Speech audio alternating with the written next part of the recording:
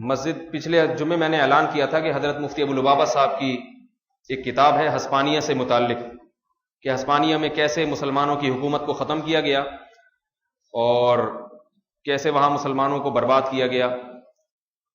تو وہی سازشیں ابھی بین الاقوامی سازشیں پاکستان کے بارے میں بھی ہو رہی ہیں، پاکستان کو توڑنے کے بارے میں. اور یہاں یہ جو لوڈ شیڈنگ اور یہ غربت ہے، یہ سب بین الاقوامی سازشوں کا نتیجہ ہے. ورنہ پاکستان میں آپ کو معلوم ہے اللہ تعالیٰ کی کسی نعمت کی کوئی کمی نہیں. یہ بھی بتا دیں کہ ہم پاکستان سے محبت کرتے ہیں. جو میں کنگلہ دیش اور بنگلہ دیش کی اصطلاح استعمال کر رہا ہوں، بعض لوگ سمجھتے ہیں مولوی لوگوں کو ملک سے محبت نہیں ہوتی. تو ملک سے محبت ہے تبھی یہ باتیں کر رہے ہیں. دیکھیے ایک آدمی کا بچہ جوا کھیلتا ہے اور ہر دفعہ اس میں جیتتا ہے، تو باپ یہ چاہے گا کہ یہ ہار جائے. کیوں؟ تاکہ یہ ہارے گا تو حوصلہ شکنی ہوگی، جوا چھوڑ کے کسی اچھے کام میں لگے گا. پھر یہ سمجھ رہے ہیں نا. تو یہ باپ کیوں چاہتا ہے؟ غلط کاموں سے روکنے کے لیے، کیونکہ باپ کو اپنے بچے سے محبت ہوتی ہے.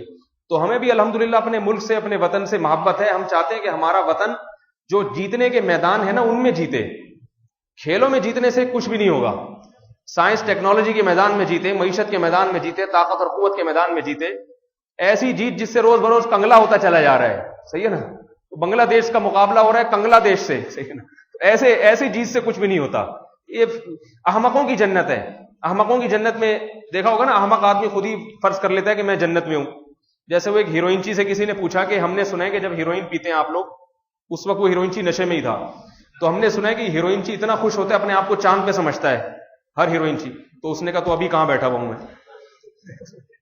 وہ یہ سمجھ رہا تھا کہ واقعی میں بھی چاند پہ بیٹھا ہوں. تو ہم آپ کو ایسی احمقوں کی جنت سے نکالنا چاہتے ہیں کہ جس میں ہیروئنچی اپنے آپ کو بیٹھ کے سمجھ رہا ہو کہ میں چاند پہ بیٹھا ہوں. حقائق دکھانا چاہ رہے ہیں. حقائق. ہمارا ملک جو اس وقت بیڑا غرق ہو رہا ہے نا، تو ان چیزوں کی طرف توجہ دیں. اور آپ دلچسپی دکھائیں گے ان چیزوں میں، میچوں میں، تو حکومت سمجھتی ہے کہ عوام بیوقوف ہے، اس کو بیوقوف بنا کے رکھو.